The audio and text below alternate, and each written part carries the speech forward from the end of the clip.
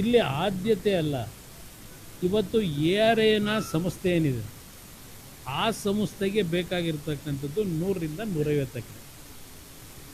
ಪಾಪ ಅವ್ರು ಏನು ಹೇಳ್ತಾ ಇದ್ದಾರೆ, ನಮ್ಮಲ್ಲಿ 100 ಎಕರೆ ಮೇಲೆ ಸಿಗಲ್ಲ ಅಂತ ಹೇಳ್ತಾ ಇದ್ದಾರೆ. ಅದು ಒಂದು ARA ಅಂತಕ್ಕಂಥ ಒಂದು ಸಂಸ್ಥೆ ಟೆಸ್ಟಿಂಗ್ ಸೆಂಟ್ರಿಗೆ ನಮಗೆ ಬೇಕಾಗಿರ್ತಕ್ಕಂಥ ಜಾಗ 100ರಿಂದ 150 ಎಕರೆ. ಆದರೆ ಆ ಟೆಸ್ಟಿಂಗ್ ಸೆಂಟ್ರನ್ನ ನಾವು ಪ್ರಾರಂಭ ಮಾಡೋದ್ರಿಂದ ನೂರಾರು ಕಾರ್ಖಾನೆಗಳು ಪ್ರಾರಂಭ ಆಗ್ತಾವಲ್ಲಿ, ಆಗ ಡೆವಲಪ್ಮೆಂಟ್ ಆಗುತ್ತಲ್ಲ. ಪಾಪ ಅವ್ರು ಹೇಳ್ತಾ ಇದ್ದಾರಲ್ಲ, ನಮ್ಮದೆಲ್ಲ ನೀರಾವರಿ ನಮ್ಮ ಭಾಗದಲ್ಲಿ ಸಿಗಲ್ಲ ಅಂತ. ನಿಜ ಅದು. ನಮ್ಮ ರೈತರು ನೀರಾವರಿ ಜಮೀನ ಹೋಗ್ಬಿಟ್ಟು ನಾನು ಕೈಗಾರಿಕೆ ಪ್ರಾರಂಭ ಮಾಡಲಿಕ್ಕೆ ಅವಕಾಶ ಕೊಡಿ ಅಂತ ಕೇಳೋಕ್ಕಾಗುತ್ತಾ? ರೈತರ ಹೊಟ್ಟೆ ಮೇಲೆ ಹೊಡೆದು ಮಾಡೋದ ನಾವು? ರೈತರನ್ನ ಬೀದಿ ಪಾರು ಮಾಡಿ ನಾವು ಮಾಡೋಕ್ಕಾಗಲ್ಲ.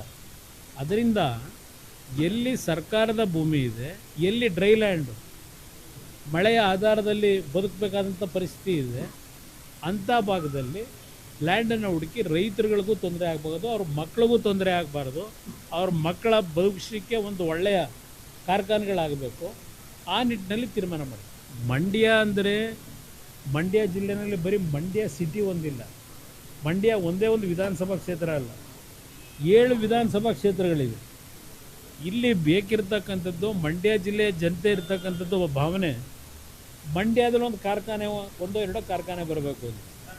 ಇಲ್ಲಿ 1-2 ಕಾರ್ಖಾನೆ ಅಲ್ಲ, ಸುಮಾರು ಒಂದು 50-100 ಕಾರ್ಖಾನೆಗಳು ಬರ್ತವೆ. ನಾನು ಅದಕ್ಕೆ ಹೇಳಿದ್ದು 20-25 ಸಾವಿರ ಜನ ಇವತ್ತು ಉದ್ಯೋಗ ದೊರಕುತ್ತೆ ಅಂದರೆ ಅದು ಕೇವಲ ಮಂಡ್ಯದವ್ರಿಗೆ ಅಷ್ಟೇ ಅಲ್ಲ, ಮಂಡ್ಯ ಜಿಲ್ಲೆಗೆ ಹೆಚ್ಚಿನ ರೀತಿಯಲ್ಲಿ ಸಿಗ್ಬೋದು. ಪಕ್ಕದ ತುಮಕೂರಿಗೂ ಅನುಕೂಲ ಆಗ್ಬೋದು, ಮತ್ತು 2-3 ಜಿಲ್ಲೆಗಳಿಗೂ ಅನುಕೂಲ ಆಗ್ಬೋದು.